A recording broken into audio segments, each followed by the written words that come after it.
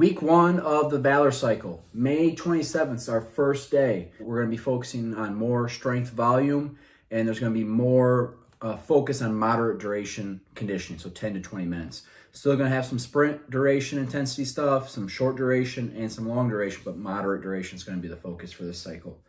So I keep saying that the strength training volume is going to increase, and this is how. So on this first day, May 27th, we're doing box squats. That depth is up to you. Ideally, it would be where your femur is parallel to the ground. You're at a parallel depth. If you have really good squat mobility, then maybe go even lower, lower to like a wall ball or a D ball, something like that. If your squat mobility is not great, then maybe make it higher than parallel, but that is totally up to you.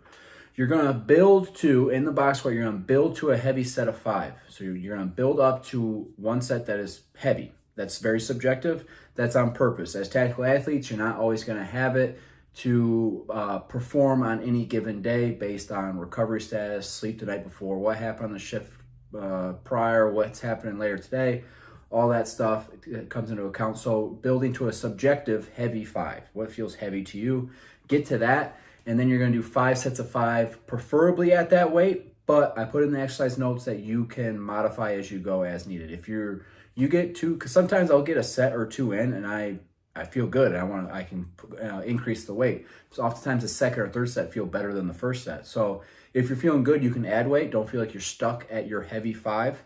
But if you're not feeling good, you can also decrease the weight. Generally speaking, you're keeping it pretty close though. So you're taking as many sets as it takes to build up to your heavy 5, and then from there you're doing 5 by 5, resting 2 to 5 minutes, basically resting long enough to get another good set in. There's nothing magic about 2 minutes or 5 minutes.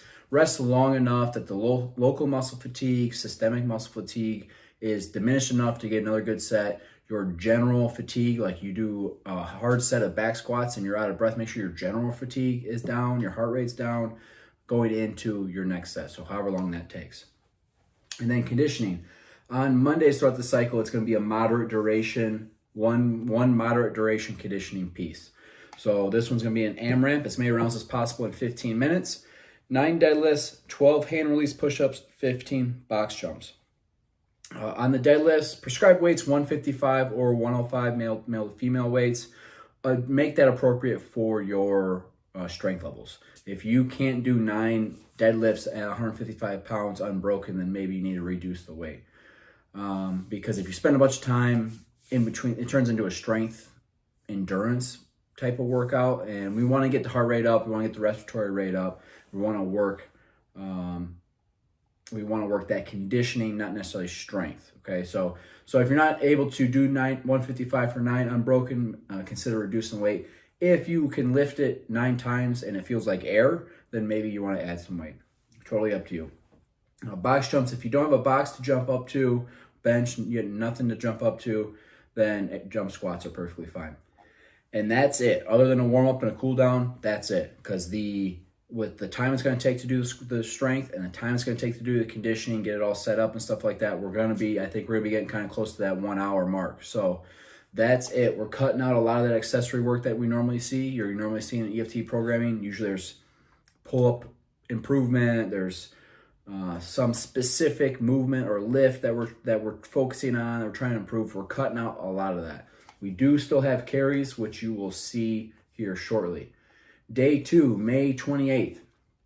It is our upper body strength day. Standard bench press, build to a heavy 5 sets of 5 from there. Then we're going into a circuit. On these Tuesdays, it's going to alternate between sprint duration, which is 1 to 5 minutes or less than 5 minutes, and short duration, which would be the 5 to 10 minute time frame for the conditioning.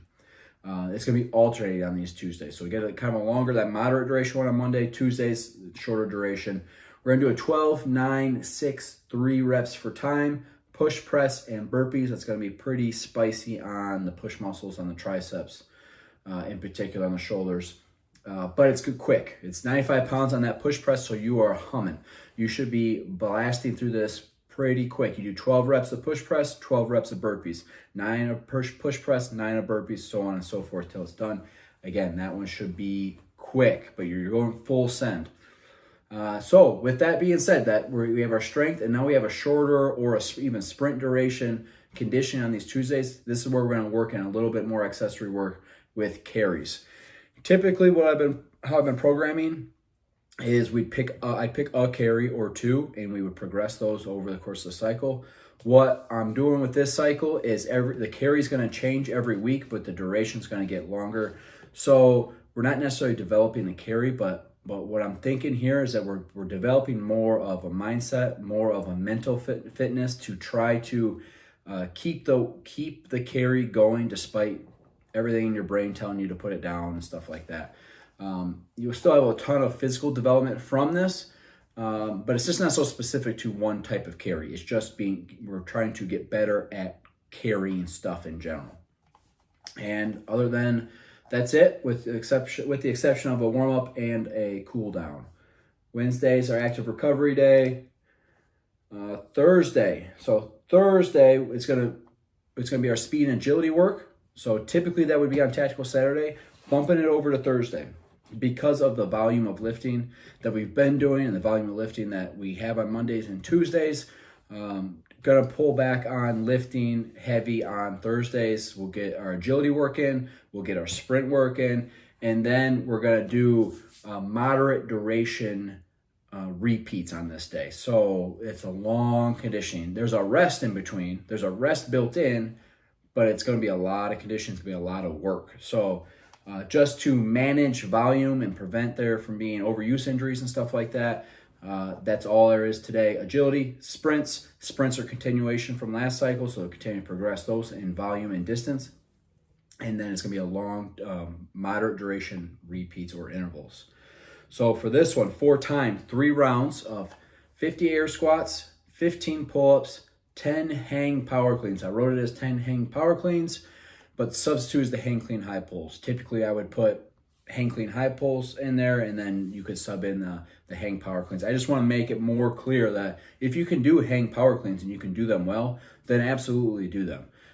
It's just for the general law enforcement population, I don't think many can do power cleans very well. So hang clean high pulls are an excellent substitute for that. Weight on that, so a little bit heavier, on the heavier side, 135 pounds or 95 pounds.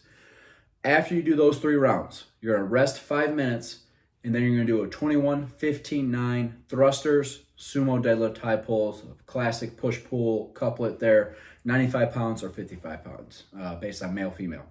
Again, with any weights prescribed in conditioning, scale it specific to your strength abilities. You know, if you start the workout and you're like, and I've been there, you start the workout and you're like, I put too much weight on this bar, just modify it as you go. Stop the time, whatever you want to do, drop some plates and get back to it, no problem. Friday's Flex Friday. There's some slow eccentric chin-ups in there, max rep inverted rows, and then some high volume skull crushers, so you're gonna go lighter weight on those. Basically trying to freshen it up. Typical, a bodybuilding split and progression is very, very simple. It's just basic. I don't mean to sound like it's dumb, but it's just very simple. You modify weight and reps over time so that you're lifting more weight for the same amount of reps, or you're doing the same weight for more reps. Pretty simple. So I'm trying to just spice it up a little bit this cycle. It'll still follow a progression over the course of the cycle. And then Tax Saturday. So our first Valor Tax Saturday is going to be 6 rounds for time, 30 air squats, 30 push-ups, 30 walking lunges per leg. So left and right equals 1. Do your left leg, you do your right leg, that's 1. And then a 400-meter run. That's 6 rounds of that. It's going to be spicy. So the tactical skill integration is going to be apply a tourniquet after each round.